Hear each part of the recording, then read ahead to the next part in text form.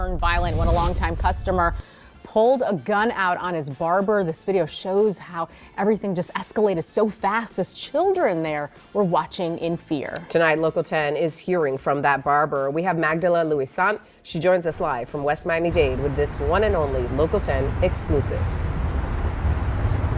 Sanella, JC, Samuel Wilson has been a barber for over 30 years, and he says what happened in his shop this week, he has never experienced anything like this before. A customer pulls a gun on him and pistol whips him. I hate that this even happened. Tuesday was supposed to be just another day for barbershop owner Samuel Wilson, but this video shows how a routine haircut turned into a terrifying, violent encounter. We've removed some audio because of strong language. It started as a verbal dispute, a customer unhappy about his hairline.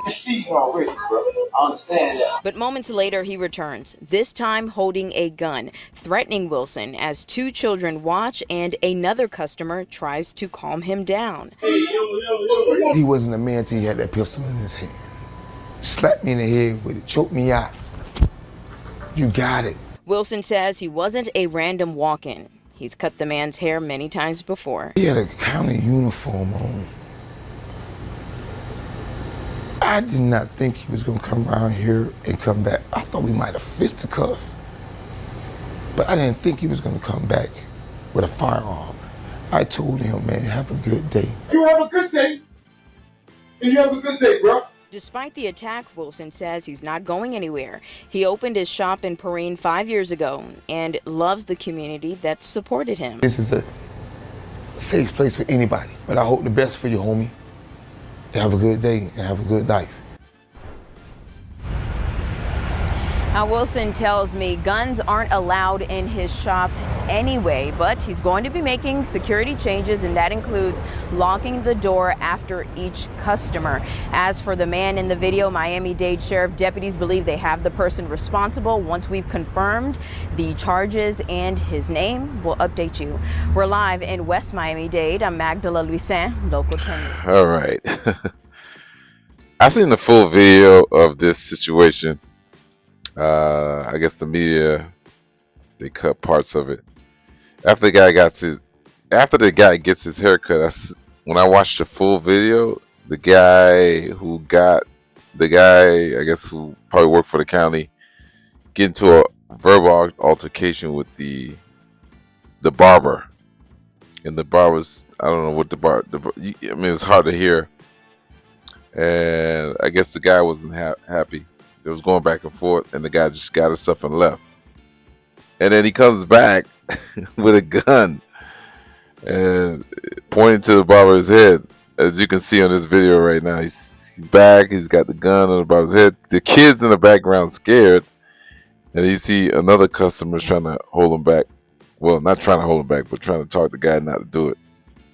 But yeah, that's why I see the guy walks out of the barber shop and then just come back and get a gun. But anyway, this is a teaching moment here, man. I've had my hair cut plenty of times, and there have been situations where I didn't like how the barber messed up my hairline. What do? I just don't come back to the barber. I just don't deal with the barber. If I don't like how my hair looks, I just go to another barber. But I can understand, like, maybe the barber really messed his hairline up, because us as black men, our hairline is, when it comes to haircuts, our hairline is everything. Because of most of us have this like kinky hair.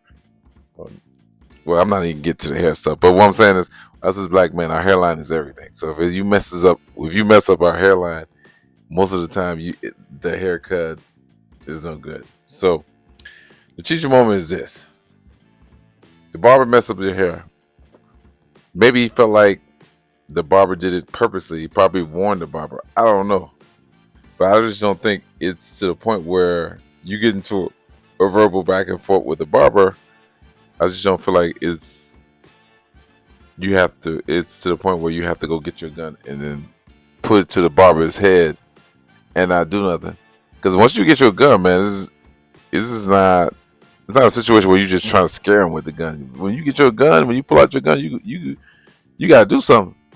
So he goes get his gun and points this on the barber's head. Like, I don't get it. You go into, but I just don't get the whole situation. People now are stressed. People are now I guess going through a whole lot. You working for you got on a county uniform, so obviously you work for the county, and now you're in a situation where you possibly can lose your job. Come on, man, it's not worth it, especially if you have a good paying job. It's not worth losing your job. Now you're all over TV. Now you're arrested over this, over something as small as this. Look, if you told a lot of times I tell my barber, don't go too far with the hairline, or just be careful with the hairline, or don't go too far back, or whatever the case. If he messes it up, if you even feel like he did it purposely, I can understand venting and getting upset, but I don't think you should get upset to the point where you're gonna pull your gun on the guy. Like, come on, man. Now, I can't tell if the barber said something offensive to him. Even that, I don't think is warranted. Getting your gun is warranted. You know what I'm saying? So this is a teaching moment, man. When you get to a point where you're so emotional that you want to do something and pull out your gun, because what if he would have killed the guy? That's another 20 years. That's another 20 years in prison. Or 20 years in prison. Like, come on. It's not even worth it.